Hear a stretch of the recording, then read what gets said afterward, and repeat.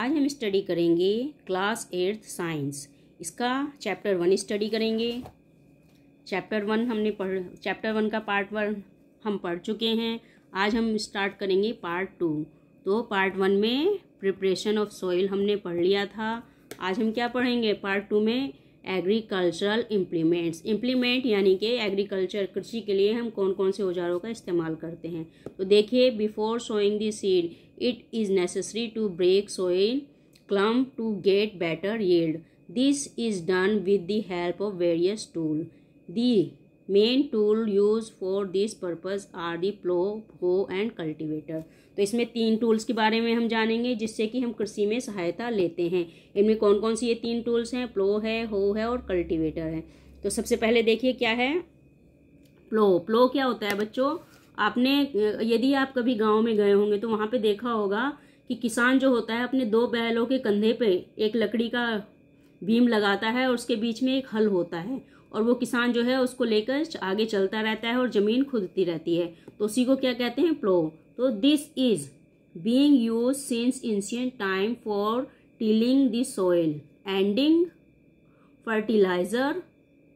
Fertilisers to the crop, removing the weeds and turning the soil. तो ये किस लिए इस्तेमाल किया जाता है? देखिए ये चित्र दिखाई दे रहा है ना आपको, ये पिक्चर 1.1 में द प्लो। तो प्लो ये होता है। तो यहाँ पे क्या करते हैं, 2 बैल होते हैं, ये इसको खींचते हैं और ये क्या करते हैं, जो इसमें वीड्स होते हैं यानी कि जो खरपतवार होते हैं उसको निकाल के बाहर कर देते हैं।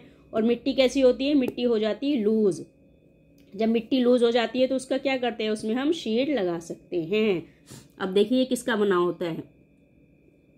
तो this is made of wood and drawn by pair of bull और other animal, horse and camels. तो ये वुड का बना होता है यानी कि ये लकड़ी का बना होता है। और कौन खींचता है इसको बुल्स खींचते हैं, या उसके अलावा हॉर्सेस भी खींच सकते हैं, कैमल्स भी खींच सकते हैं, यानी कि ये तीनों इसको खींच सकते हैं।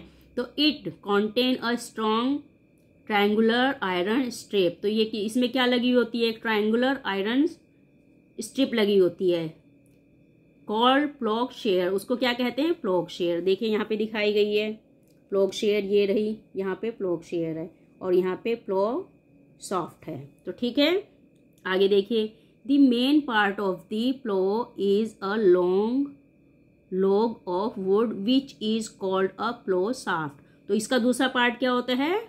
एक लकड़ी का बना हुआ बहुत ही बड़ा सा एक लट्ठा होता है लकड़ी का, तो उसे कहते हैं प्लो शाफ्ट। तो वो प्लो शाफ्ट कहलाता है।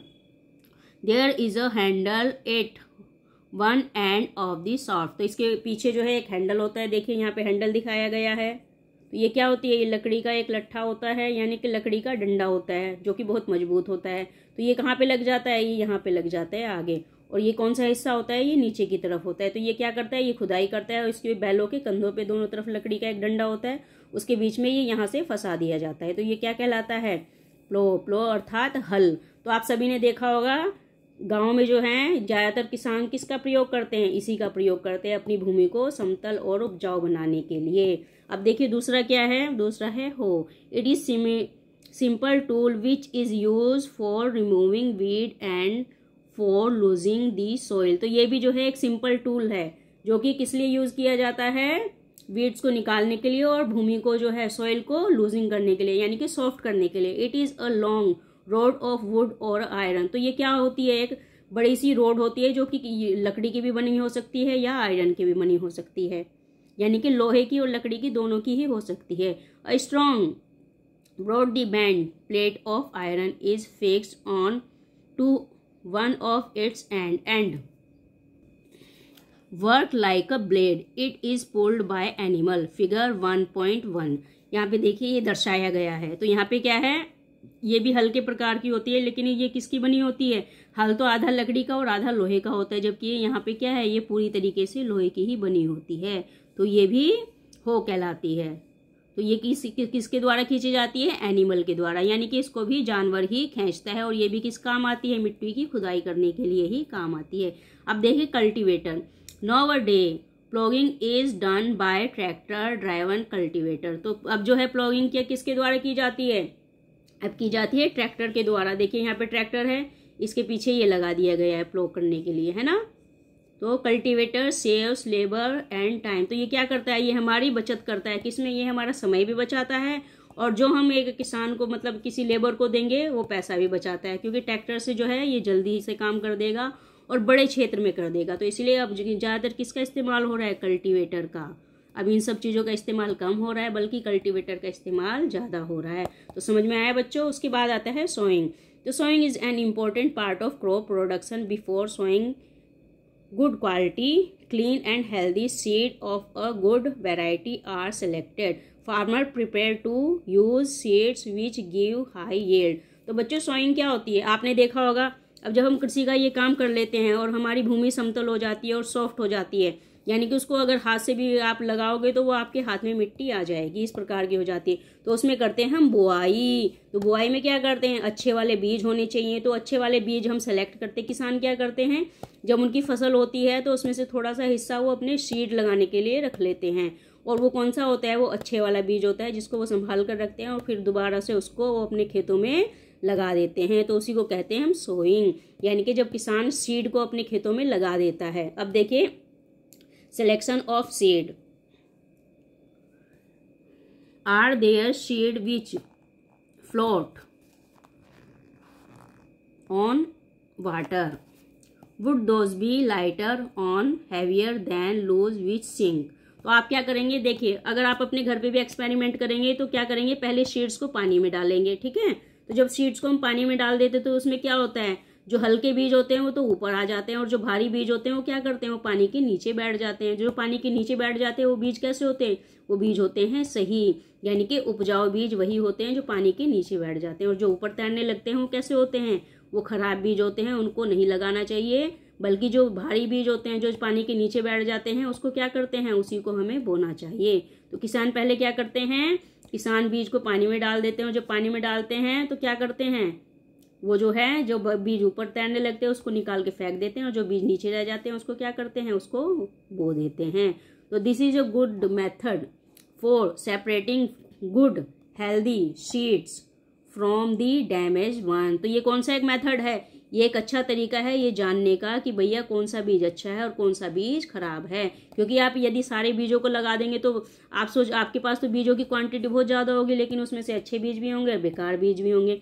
तो यदि आप अच्छों के साथ बेकार भी ला देंगे तो क्या होगा, आप ही का नुकसान हो जाएगा। क्योंकि आप तो सोचेंगे कि हमारे सारे बीज उगेंगे, लेकिन उनमें से सिर्फ जो वही बीज उगेंगे जो कि बीज अच्छे हैं, दूसरे बीज नहीं होंगे। तो इसलिए किस प्रकार से आप जान सकते हैं, उसको पानी में डालकर जान सकते हैं। जो बीज ऊपर आ गए वो बेकार हैं और जो बीज नीचे बैठ गए हैं वो सही हैं। तो समझ में आया बच्चों, हम बीजों को किस प्रकार से सेलेक्ट करेंगे, तो इस प्रकार से हम बीजों को सेलेक्ट कर सकते हैं। अब देखिए ट्रेडिशनल टूल, इसके लिए ट्रेडिशनल टूल क्या है, द टूल यूज्ड और traditional for sowing seeds is shape like funnel. तो ये किसके जैसे होता है, फ्यूनल के जैसे। देखिए यहाँ पे दिखाया गया है, जो पुराने जमाने में इस्तेमाल किया जाता था तो ये होता है। लेकिन अब क्या होता है, अब दूसरे वाला आने लगा है, the seed are filled into the funnel. तो इसके अंदर क्या किया जाता था, इसके ऊपर से सीड को जो है उसके अंदर भर दिया जाता था। और 3 pipe having sharp end these end pierce into the soil and place seed there. तो इसमें क्या करते थे, इसके अंदर क्या करते थे, सीड भर देते थे। और हल क्या करता था, हल चलता रहता था। जब हल चलता रहता था तो जहाँ जहाँ हल जाता था वहाँ वहाँ वो सीड उसमें से निकल के गिरता रहता है और सीड क्या हो जाता था, उसके अंदर भर जाता था। और वहाँ पे जमीन को ऊपर से फिर मिट्टी डाल देते थे और सीड उसके अंदर चला जाएगा। तो समझ में आया, इसके द्वारा ये क्या है, ट्रेडिशनल टूल। अब ट्रेडिशनल टूल के बाद अब देखिए क्या है, सीड ड्रिल। अब उसके बाद आ गई है सीड की ड्रिल। तो nowadays the seed drill figure 1.2 is use for sowing with the help of tractor. लेकिन पहले तो ये ट्रेडिशनल यूज किया जाता था, इसे हल चलाते थे। लेकिन अब क्या यूज किया जाता है, अब ये यूज किया जाता है और सीड ड्रिल। तो इसका इस्तेमाल किसके द्वारा किया जाता है, इसका इस्तेमाल किया जाता है ट्रैक्टर के द्वारा। समझ में आया। तो अब किसका इस्तेमाल होता है, अब सीड ड्रिल का इस्तेमाल होता है। तो this show the seeds uniformly eight equal distance and depth. तो इसमें क्या होता है, ये इक्वल डिस्टेंस से पे गिरेंगे, यानी कि इनके जो बीच में जो देखे इक्वल होगा, कोई इधर नहीं होगा कोई उधर नहीं होगा, क्योंकि इसका साइज एक जैसा है। और ये इसकी जो गहराई होगी वो भी इक्वल होगी, कहीं ज़्यादा और कहीं कम नहीं होगी। तो समझ में आया सीड ड्रिल कैसे काम करता है, ये ट्रैक्टर के द्वारा करता है और उसकी जो गहराई और इसका जो माप होता है अगल बगल का वो इक्वल होगा, उसमें कोई भी बदलाव नहीं आएगा। जबकि यहाँ पे देखिए, यहाँ पे बैल जब चलते हैं तो वो कैसे चलते हैं, कहीं इधर हो जाएगा कहीं उधर हो जाएगा, तो शीट जो है इधर उधर हो सकता है।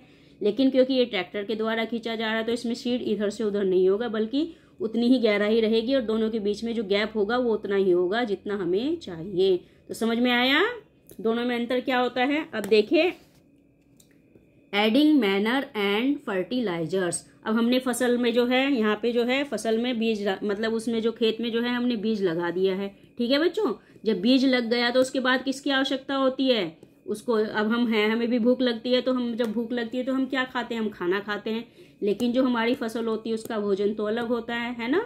तो देखिए फसल का भोजन क्या होता है, एडिंग मैनर एंड फर्टिलाइजर। तो ये होता है फसल का भोजन। समझ में आया। तो फसल का पेट किससे भरता है, फसल का पेट इससे भरता है, और हमारा किससे भरता है, हमारा भोजन से भरता है। अब देखिए फसल का भोजन क्या होता है, the substance which are added to the soil in the form of nutritions for the healthy growth of plant are called manure and fertiliser. तो ये क्या कहलाते हैं, जो कि फसल को हमारी हेल्दी रखता है, जो कि हम मिट्टी में डालते हैं और जिससे हमारी फसल की जो है ग्रोथ बढ़ती है, और हमारे जो प्लांट्स होते हैं वो कैसे होते हैं, हेल्दी होते हैं, उसे कहते हैं मैनर और फर्टिलाइजर। तो समझ में आया बच्चों, ये कि कब डाला जाता है, जैसे आपने फसल लगा दी उसके बाद थोड़ी सी फसल आपकी उग गई तब ये डाला जाता है। अब देखिए, तो soil supplied mineral nutrition to the crop plant. तो सोइल मिनरल जो है और न्यूट्रिशन सप्लाई करती है प्लांट को। आप अपने घर में कोई पौधा लगाते हैं तो बिना खाद के चलेगा, नहीं चलेगा, वो बेचारा कुछ दिनों बाद मर जाएगा। यदि आप उसमें लगातार थोड़ा बहुत खाद डालेंगे तो उसको क्या मिलेगा, उसको भोजन की प्राप्ति होगी। जब उसको भोजन की प्राप्ति होगी तभी वो आगे बढ़ पाएगा, नहीं तो वो नहीं बढ़ेगा। तो ये प्लांट, यहाँ पे तो प्लांट हो गया क्योंकि वो तो छोटा सा है, तो आप तो सिर्फ गमले में लगा दोगे। लेकिन जब बड़े क्षेत्र में उसको लगाया जाता है, यानी कि बड़े फील्ड में लगाया जाता है, खेतों में लगाया जाता है, तो उसमें क्या लगाते हैं, उसमें जो हमारी जो सॉइल होती है उसी को सप्लाई करते हैं हम मिनरल्स और न्यूट्रिशंस। तो these nutritions are essential for the growth of plants. तो ये किसके लिए आवश्यक है, ये हमारा जो प्लांट है उसकी ग्रोथ के लिए बहुत ही ज्यादा आवश्यक होता है। In certain areas farmer grow crop after crop in the same field. तो जो मतलब जो खेत होते हैं उसमें जो है क्रॉप लगाता है, कौन लगाता है, किसान लगाता है। तो crop in the same field, उसी में जो वो जिस खेत में लगाता है उसी में लगातार लगाता है बार बार, क्योंकि उसके पास तो वही खेत है, कोई दूसरा खेत तो है नहीं। The field is never left uncultivated or fallow. Imagine what happen into nutritions. यदि किसान, समझ लीजिए, एक खेत में जो है अनाज उगाता है और फिर दोबारा उसी में अनाज उगाता है, बार बार उगाता रहता है, तो क्या होगा, उसके मिनरल्स और न्यूट्रिशंस नष्ट हो जाएंगे, खत्म हो जाएंगे। तो इसलिए जो है किसान के पास जो खेत है उसके अंदर यदि आप चाहते हो कि उसकी फसल दोबारा से अच्छी हो तो हमें किसकी आवश्यकता होगी, सप्लाइज मिनरल एंड न्यूट्रिशंस। तो समझ में आया बच्चों क्यों आवश्यक होता है। अब देख, continue cultivation of crop makes it soil poor and nutritions. तो इसमें क्या होता है, जब हम बार बार एक ही खेत में उगाते रहते हैं तो वो क्या हो जाती है, हमारी जो मृदा होती है, जो मिट्टी होती है, वो पुअर हो जाती है और उसमें न्यूट्रिशंस नहीं रहते। Therefore farmer have to add manure to the field to replacing the soil with nutritions. तो इसको फार्मर कैसे, मतलब जो किसान है वो किस प्रकार से इसको पूरा करता है, इसको पूरा करता है मैनर और क्या डालकर, खाद डालकर। वो किसमें डालेगा, वो न्यूट्रिशंस डालेगा मिट्टी के अंदर। तो दिस प्रोसेस इज कॉल्ड मैनरिंग। तो ये क्या कहलाता है प्रोसेस, मैनरिंग, यानी कि खाद देना। Improper or insufficient manuring result in weak plant. यदि आप उसमें पूरी तरीके से जो है सफिशिएंट क्या नहीं डालेंगे, मैनर नहीं डालेंगे, तो क्या होगा, आपके प्लांट्स वीक होंगे, यानी कि कमजोर हो जाएंगे आपके पौधे। यदि अब आप समझ लीजिए एक बच्चा है, उसको हम ठीक प्रकार से भोजन नहीं कराते और दूसरे को बहुत अच्छे से भोजन कराते हैं, तो कौन सा ज्यादा स्वस्थ होगा, जिसको कम भोजन कराया जाता है वो वाला स्वस्थ होगा या जिसको अच्छे से भोजन कराया जाता है वो। तो जाहिर सी बात है कि जिसको हम ठीक प्रकार से भोजन देते हैं वही स्वस्थ रहेगा और जिसको कम भोजन देते हैं वो क्या हो जाएगा, वीक हो जाएगा। उसी प्रकार से हमारे जो प्लांट्स होते हैं, यदि आप उसको ठीक प्रकार से मैनरिंग नहीं करेंगे, उसको ठीक प्रकार से सफिशिएंट फर्टिलाइजर नहीं देंगे, तो वो क्या हो जाएंगे, हमारे प्लांट भी वीक हो जाएंगे और वो हमें फल नहीं देंगे। तो इसलिए manner is an organic substance obtained from the decomposition of plant और एनिमल वेस्टेज। तो इस मैनर को हम किसके द्वारा बना सकते हैं, तो बच्चों इसको कैसे बना सकते हैं, जो प्लांट होते हैं वो जब वेस्ट हो जाते हैं तो उससे बना सकते हैं एनिमल वेस्टेज। एनिमल वेस्टेज क्या होता है, जैसे जो एनिमल्स होते हैं उनका जो गोबर होता है तो उसको जब सड़ा देते हैं उससे क्या बन सकते हैं, उसको हम बना सकते हैं खाद, फर्टिलाइजर। तो समझ में आया कैसे बना सकते हैं, तो वो कहलाएगा ऑर्गेनिक। तो यदि आपको अपने प्लांट्स को ऑर्गेनिक खाद देनी है, यानी कि अपने खेत को ऑर्गेनिक खाद देनी है, तो उससे किससे बनाएंगे, उसको बनाएंगे प्लांट वेस्ट से और एनिमल वेस्ट से। तो उससे क्या होगा, आपके खेत ज़्यादा हरे भरे होंगे। यदि आप मार्केट वाला फर्टिलाइजर लेते हैं तो उससे क्या होगा, आपके खेतों को जो है कुछ वक्त के लिए तो उनको आहार मिल जाएगा, लेकिन बाद में जो आपकी मिट्टी होगी वो खराब होने लगेगी। अब देखिए, farmer dump plant are and animal waste in pit at open place and allow to it decompose. तो फार्मर क्या करते हैं, गड्ढा बड़ा सा बना देते हैं, उसमें क्या फेंकते हैं, जितना भी उनका जो प्लांट का वेस्ट होता है उसको डाल देते हैं, और उसमें क्या डालते हैं, जो एनिमल्स का वेस्ट होता है वो भी डाल देते हैं। जब वो डिकम्पोज हो जाता है तो आपको क्या मिलता है, आपको बहुत अच्छा ही खाद मिलता है।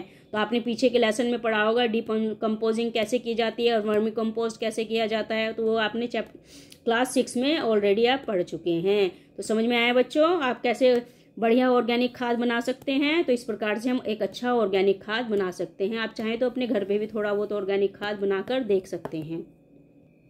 अब देखिए एक्टिविटी 1.3। तो देखिए कौन सी एक्टिविटी है ये, टेक मूंग और ग्राम सीड्स एंड जर्मिनेट दैम। तो हम क्या लेंगे, हम थोड़े से किसके, मूंग के लेंगे या ग्राम के लेंगे, यानी कि मूंग दाल लेंगे या चने की दाल लेंगे, और उसको क्या करेंगे, उसको जर्मिनेट करेंगे। Select 3 equal size seeding, take 3 empty glasses or similar vessels, mark them A, B and C। तो आप क्या लेंगे, 3 एक जैसे ग्लास लेंगे, तो उसमें क्या डालेंगे, उसमें अपने डालेंगे seeds A, B and C। ये 3 लगा दिया आपने। Growing, seeding with manure and fertiliser. तो यहाँ पे देखिए, तो A, B and C, 2 glass A add little amount of soil mixed with a little cow dung manure। तो पहले वाले ए में आप डालेंगे थोड़ा सा गाय का गोबर, जो कि मिट्टी में मिलाकर आप डालेंगे। In glass B put the same amount of soil mix with a little urea. A उसमें बी में डालेंगे आप थोड़ा सा, उतनी ही मात्रा में जितनी में आपने पहले में काव डंग डाला है उतनी ही मात्रा में डालेंगे यूरिया, जो व्हाइट कलर का होता है और मार्केट में मिलता है। Take the same amount of soil in glass C without adding anything. और तीसरे ग्लास में आप क्या करेंगे, आप सिर्फ मिट्टी डालेंगे, ना तो यूरिया डालेंगे और ना ही काव डंग डालेंगे। तो समझ में आया। Now pour the same amount of water in each glass and plant the seedling in them, keep them in a safe place and water them daily. तो आपको जो है ये तीनों लेने हैं, उनमें जो है ठीक प्रकार से पानी डालना है उतने ही अमाउंट में, जिससे कि ज़्यादा ना हो, और उनको क्या रख देना है, एक साथ एक जगह पर रख देना है। तो आफ्टर 7 और 10 डेज ऑब्जर्व देयर ग्रोथ। तो आपको 7 या 10 दिन के बाद उनकी क्या देखनी है, उनकी ग्रोथ देखनी है कि वो कितना बढ़े हैं और कितना नहीं बढ़े हैं। तो अब देखिए यहाँ पर, तो पहले वाला, दूसरे वाला और सी, यानी कि पहले वाला भी बढ़ा है और बी भी बढ़ा है, लेकिन सी क्या हो गया, सी नहीं बढ़ा है, क्योंकि आपने उसमें कुछ भी नहीं डाला था। तो पहले वाला थोड़ा छोटा है क्योंकि ये स्लो प्रोसेस होता है, काव डंक डाला था, यूरिया जो है एकदम से काम करता है तो इसलिए थोड़ा तेज बढ़ गया, लेकिन जो क्योंकि इसमें हमने कुछ भी नहीं डाला तो इसकी हाइट बिल्कुल ही थोड़ी सी है। तो इससे क्या पता चलता है कि जो काव डंक होता है वो भी खाद का काम करता है, लेकिन थोड़ा स्लो प्रोसेस पे चलता है, लेकिन यूरिया जो है एकदम से ज़्यादा खाद देता है, लेकिन वो क्या होता है, वो केमिकल वाला होता है। लेकिन जो ये इसमें जो कुछ भी नहीं डाला तो ये नहीं बढ़ा, क्योंकि उसको मिला ही नहीं पोषक तत्व, तो जब पोषक तत्व ही नहीं मिलेंगे तो वो कैसे बढ़ेगा। तो समझ में आया तीनों का अंतर आपको। तो did plant in all glasses grow at the same pace with glass showed, better growth of plant in which glass was growth fastest. तो आप देखिए अभी जो मैंने आपको समझाया वही बात है। यहाँ पे सबसे पहले ये वाला देखिए, इसकी ग्रोथ कम हुई है, इसकी ग्रोथ ज़्यादा हुई है और इसकी बिल्कुल ही कम हुई है। तो इससे हमें क्या समझ में आ रहा है, इससे हमें समझ में आ रहा है कि यूरिया जो है वो तेज़ी से बढ़ाता है लेकिन वो नुकसानदायक है, काव डंग जो है वो स्लोली प्रोसेस में बढ़ाता है लेकिन वो फ़ायदेमंद है, और जब हम कुछ भी नहीं डालेंगे तो उसकी ग्रोथ बिल्कुल ही नहीं होगी, बिल्कुल ही धीरे धीरे होगी। तो इससे क्या समझ में आता है, हमें जैसे भोजन की आवश्यकता होती है उसी प्रकार से हमारे प्लांट्स को भी भोजन की आवश्यकता होती है। यदि हम प्लांट्स को भोजन नहीं देंगे तो वो कैसे हो जाएंगे, वो वीक हो जाएंगे, वो कमज़ोर हो जाएंगे और ठीक प्रकार से नहीं बढ़ेंगे। तो समझ में आ गया बच्चों आपको। अब देखिए इसके बाद आता है इरिगेशन। तो इरिगेशन क्या होता है, all living being need water to live. तो आप क्या करते हो, जब आपको प्यास लगती है तो आप क्या करते हो, पानी पी लेते हो, क्योंकि आपको प्यास लगी, आपको पानी की आवश्यकता है। उसी प्रकार से हमारे पौधों को भी पानी की आवश्यकता होती है। तो जो फसल होती है उसको जब हम पानी देते हैं उसे हम क्या कहते हैं, प्रोसेस को इरिगेशन। तो उसको पानी देने को इरिगेशन कहते हैं। तो water is important for proper growth and development. तो यदि आप ठीक प्रकार से पानी देंगे तभी आपका पौधा ठीक प्रकार से ग्रोथ करेगा, वो बढ़ेगा। Water is observed by the plant roots along with water, mineral and fertilizer are also observed. Plant contain nearby 90% water. Water is essential because germination of seed does not take place under dry condition. Nutrients dissolved in water are transported to each part of the plant. Water also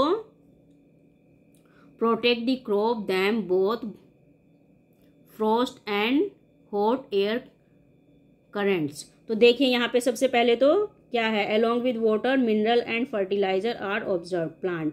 तो plant कैसे observe करते हैं, तो जो roots होती हैं वो कहाँ पे होती है, वो ज़मीन के नीचे होती है। जब हमारी रूट्स ज़मीन के नीचे होती है तो जब हम उसमें पानी डालते हैं तो वो सोखती हैं पानी को। तो जब वो पानी को सोखती है उसी के साथ साथ वो मिनरल्स और फर्टिलाइजर को भी सोखती है। तो हमारे जो प्लांट्स होते हैं उनमें क्या होते हैं, 90% पानी होता है।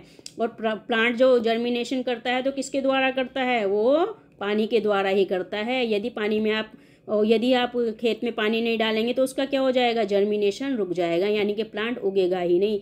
आप सोचिए आपने मतलब सूखी मिट्टी के अंदर बीज डाल दिया, यदि आप उसके अंदर पानी नहीं डालेंगे तो क्या प्लांट जो बीज है वो जर्मिनेट होगा, बिल्कुल भी नहीं होगा, क्योंकि जब तक उसे पानी नहीं मिलेगा तब तक सीड जो है वो उगेगा ही नहीं।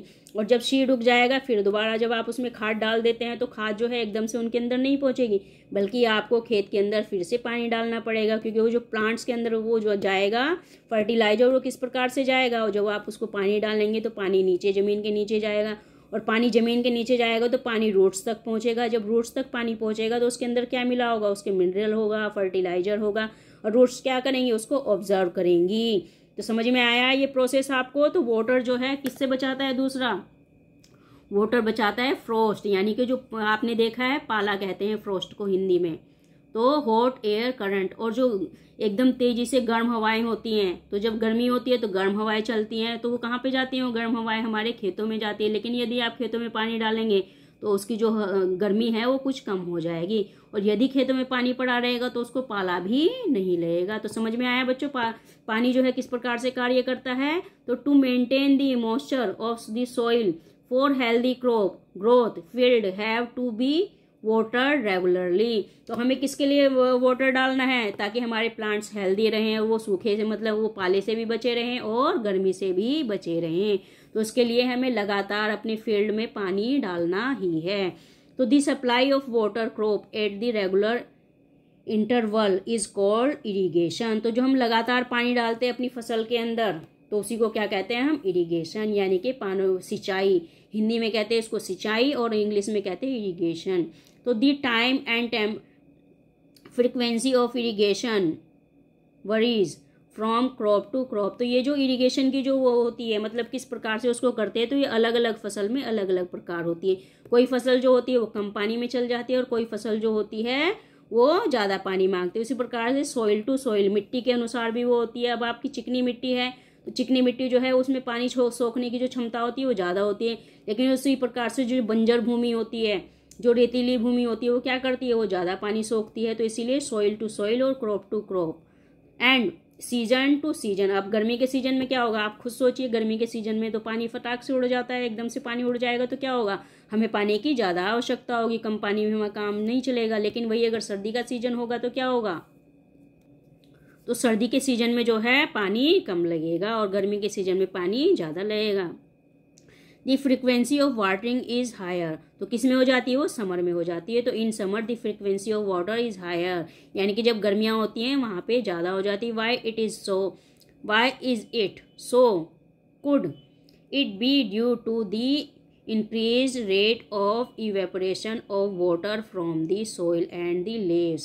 तो ये क्या होता है, इवेपोरेशन समझ में आता है ना, प्रकाश संश्लेषण जो होता है वो किसके द्वारा होता है, मिट्टी और लीव्स के द्वारा, यानी कि पत्तियों के द्वारा। तो इसी के कारण क्या होता है, ये बढ़ता है और घटता है पानी की आवश्यकता। अब देखिए सोर्सेज ऑफ इरिगेशन, यानी कि इरिगेशन के साधन कौन कौन से होते हैं। तो the sources of water for irrigation are wells, tubewells, ponds, lake, river, dam and canal. तो ये क्या क्या हो सकते हैं, ये सब इसके साधन हो सकते हैं। तो बच्चों चलिए आज चैप्टर को यहीं पे क्लोज करते हैं हम, इसका थर्ड पार्ट में बाकी का, क्योंकि वीडियो बहुत बड़ा हो रहा है और आप भी बोर होने लगे होंगे इतना पढ़कर। तो आशा करते हैं ये वीडियो आपको पसंद आया होगा। यदि पसंद आया होगा तो मेरे चैनल को सब्सक्राइब कीजिए, लाइक और शेयर कीजिए, ताकि लगातार आपको ऐसे और भी वीडियो मिलते रहें और मेरा भी मनोबल बढ़ा रहे। और आपकी क्लास में जितने बच्चे होंगे उनसे भी कहिए वो भी शेयर करें। ठीक है बच्चों।